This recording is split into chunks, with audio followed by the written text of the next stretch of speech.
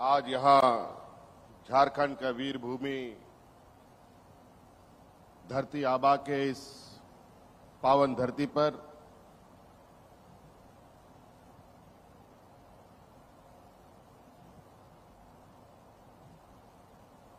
Tribal welfare ministry की तरफ से आयोजित ये महिला सम्मेलन में हमारे साथ उपस्थित मंच पर परम आदरणीय राष्ट्रपति महोदया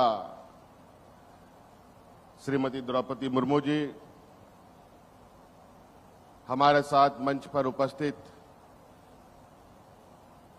आदरणीय माननीय राज्यपाल झारखंड श्री सीपी राधाकृष्णन जी, हमारे साथ उपस्थित यहां केंद्रीय मंत्री आदरणीय अर्जुन मुंडा जी, यहां उपस्थित केंद्रीय राज्य मंत्री श्रीमती रेणुका सिंह सारूता जी, यहां उपस्थित केंद्रीय राज्य मंत्री जनजातीय कार्य मंत्रालय एवं जल शक्ति के श्री विश्वेश्वर टुडू जी, यहां उपस्थित हमारे खूंटी के स्थानीय विधायक आदरणीय नीलकंठ सिंह मुंडा जी, हमारे तोरपा विधायक कोचे मुंडा जी, हमारे तमाड़ विधायक विकास सिंह मुंडा जी, हमारे साथ उपस्थित महिला कल्याण मंत्री जोबा मांझी जी और मंच पर उपस्थित सभी सम्मानित अतिथिगण और विशेषकर यहां आई हुई बड़ी संख्या में हमारी महिला समूह के दीदियों, प्रिंट मीडिया के साथियों, आप सभी का आज के इस कार्यक्रम में हार्दिक अभिनंदन करते हुए मैं अपनी ओर से आप सभी को जोहार करता हूं।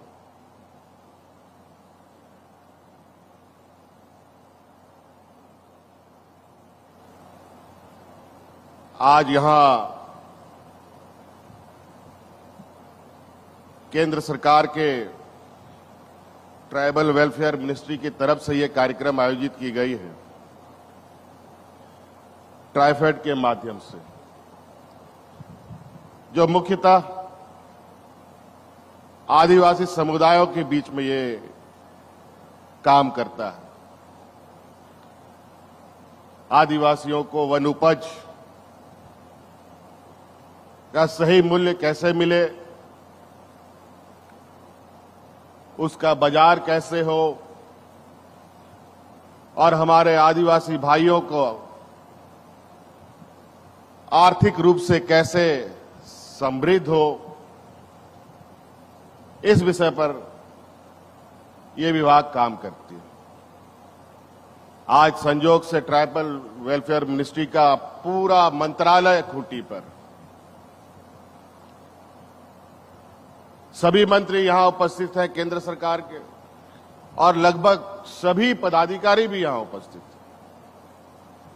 यह बहुत गौरव की बात है और मैं चाहूंगा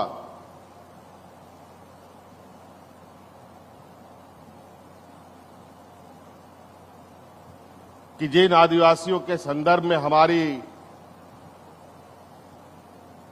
इतनी बड़ी केंद्र और राज्य सरकार की मंत्रालय काम करती हैं,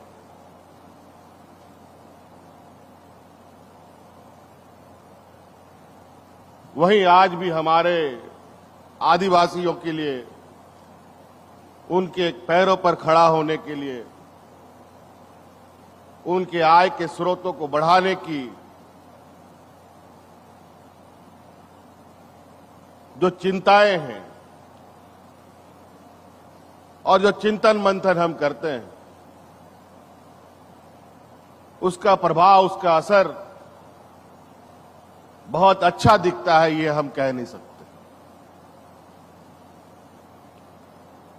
आज के दिन में हमारे आदिवासी समुदाय के लोग कई चुनौतियों के साथ संघर्ष कर रहे हैं। जल जंगल जमीन की हमारी पहचान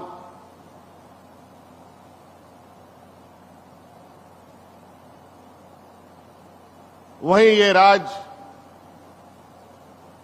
कोयला, लोहा, तांबा, अभ्रक, यूरेनियम के नाम से भी जाने लगा है।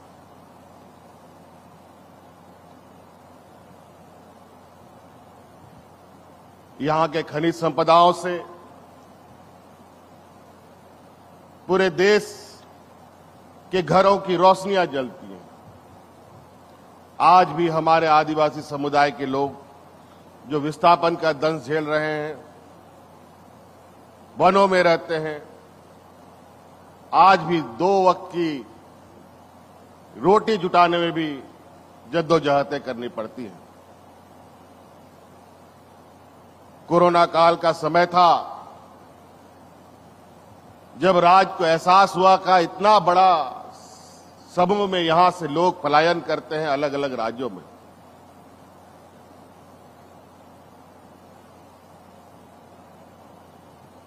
और उन आंकड़ों को देखकर मैं बहुत चिंतित रहा, बहुत जद्दोजहद कर अपने उन मजदूर भाइयों को वापस लाने का तो काम किया। और जब हमने इस विषय पर आगे बढ़ने का कोशिश किया और चिंतन मंथन करने की कोशिश की, तो पता चला कि राज्य अलग होने के 20 साल बाद भी आज के दिन में कोई ऐसे सार्थक प्रयास हमारे यहां के आदिवासियों के बीच में नहीं हो पाया। आप लोग लैम्स, पैक्स, वन समिति के नाम को आप लोगों ने सुना है। किस तरीके से ये स्थिति में है, ये छुपी हुई बात नहीं है। ये सभी चीजें कागजों पर।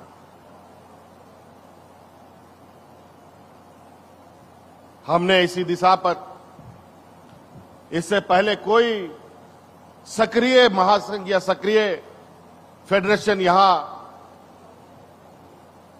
बहुत बेहतर तरीके से काम कर रहा हो,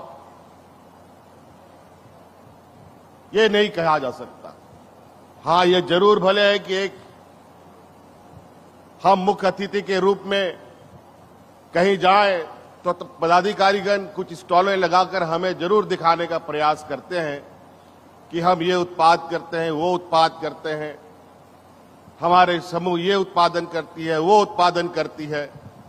लेकिन इसकी वास्तविकता जमीनी स्तर पर बिल्कुल इसके अलग है। मैं भी कई जगहों पर सभाओं में जाता हूं, कई झांकियां देखता हूं, लेकिन मैं उन झांकियों के सामने से नहीं बल्कि उनको झांकियों के पीछे से देखने की कोशिश करता हूं, आखिर इसकी असलियत क्या है, इसका लाभ हम कितने लोगों तक पहुंचा पा रहे हैं। आज आदरणीय अर्जुन मुंडा जी जब से ट्राइबल वेलफेयर बने हैं, इनके आने के बाद तो थोड़ा बहुत सक्रियता ट्राइफेड के अंदर यहां पर दिखा है। और मैं आशा करता हूं कि जब तक ये मंत्री रहेंगे झारखंड को इसका लाभ मिलेगा। आज इसी कड़ी में हमने सिद्धू कानू कृषि वन उपज महासंघ का गठन किया है।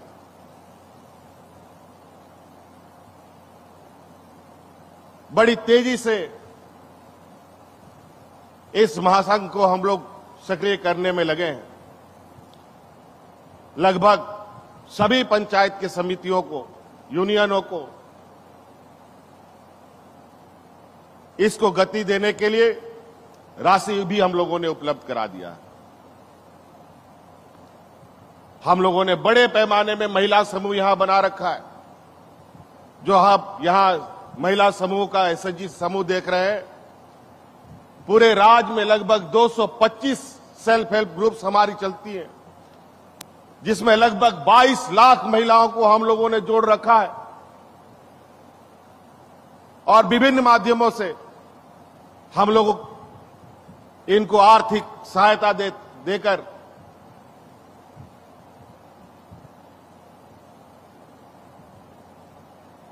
उनके जो उपज है, उन उपज का सही मूल्य उसको कैसे मिले, इस पर हम काम कर रहे हैं। आप लोगों ने प्लास ब्रांड का नाम सुना होगा। इस प्लास ब्रांड को हम लोगों ने बनाया और इसका मार्केटिंग हम लोगों ने शुरू किया है और इतना अच्छा इसका आज के दिन में मांग बढ़ा है कि उसके अनुपात में आज उत्पादन उससे कहीं ना कहीं बहुत कम है। हमें इसे बढ़ाने की आवश्यकता है।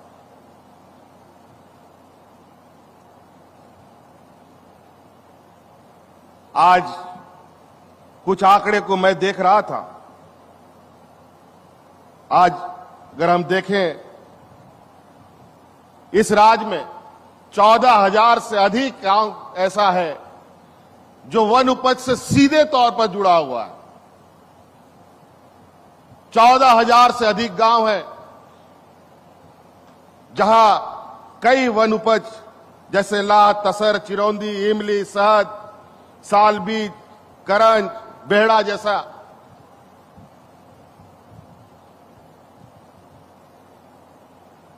कई वन उपज उपजते हैं, लेकिन बेचारा आज उस किसान को उसके बारे में बहुत चिंता होती है जब बिचौलिया उससे औने पौने दाम पे उससे वो वन उपज खरीदकर बाजार में महंगे दामों में बेचता है।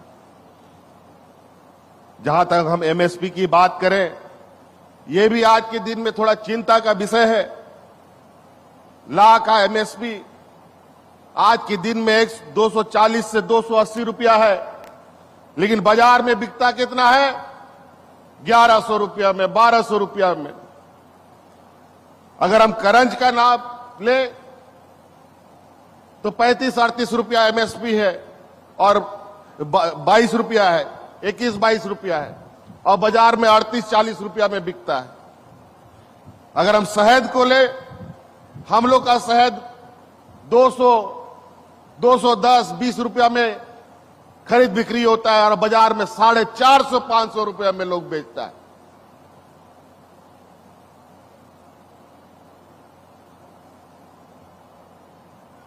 ये कैसा लाभ हम इससे कैसे अपने आदिवासी भाइयों को मजबूत कर पाएंगे?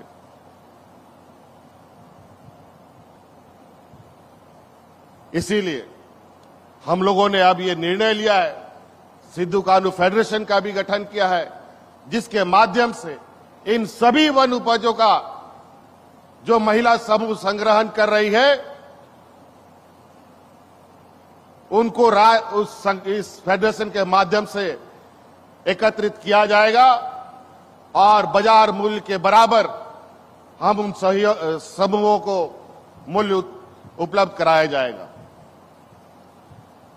आज कई चुनौतियों के साथ इस बाजार को आगे बढ़ाने की जरूरत है। आज कोई भी वन उपज से जुड़ा प्रोसेसिंग यूनिट आज के राज्य स्तरीय में बड़े पैमाने पे जो होने की आवश्यकता है, वो भी अभी कम है। आज छोटा छोटा मशीन आने लगा। अभी कुछ दिन के बाद एक हम लोग कृषि मेला लगाने की भी तैयारी कर रहे हैं, जहां किसानों को बड़े पैमाने पर जो आप मूढ़ी बनाते हैं और तरह तरह के चना भूंजते हैं और बाजार में बेचते हैं, वो सब मशीन में बचता है। आज के दिन में मूढ़ी बनता है। पहले तो बालू में लोग घाट के बनाता था। इसीलिए बातें बहुत है, समय का अभाव है। आदरणीय महामहिम को जाना भी आगे के कार्यक्रमों में। मैं कुछ बातों को अंकित करना चाहूंगा, चूंकि इस देश के सर्वोच्च स्थान पर बैठी एक आदिवासी समुदाय की हमारी महामहिम राज्यपाल महोदया यहां हमारे राज्य में पहले राज्यपाल के रूप में भी उन्होंने काम किया और देश के आदिवासियों को दिशा देने का भी मार्ग प्रशस्त कर रही हैं। इस राज्य के कुछ बहुत ही मैं कहूंगा कि आदिवासी समुदायों के लिए जीवन भरण की मांग है। उन सबको कृपया अगर केंद्र से स्वीकृति दिलाई जाए तो निश्चित रूप से इस राज्य के आदिवासियों का वजूद बचेगा। जैसे हम लोगों ने सरना धर्मकोट के बारे में भी कहा, वो भी केंद्र को भेजा है और इस राज्य में जो हो मुंडारी कुड़ुक है इसको 8वीं अनुसूची में शामिल कराने का प्रयास किया जाए ताकि यहाँ के आदिवासियों का मान सम्मान और उनका वजूद बच सके।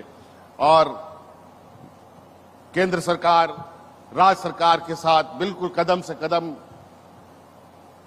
राज्य सरकार मिलाने के लिए तैयार है और हमारा पूरा प्रयास है कि राज्य के आदिवासियों को आने वाला समय में इनको पहचान के साथ, इनकी सभ्यता, इनकी संस्कृति के साथ आगे बढ़ाने का जो हम लोगों का संकल्प है, भाषा और भाषा के साथ निश्चित रूप से ये हमारे पहचान का प्रतीक है।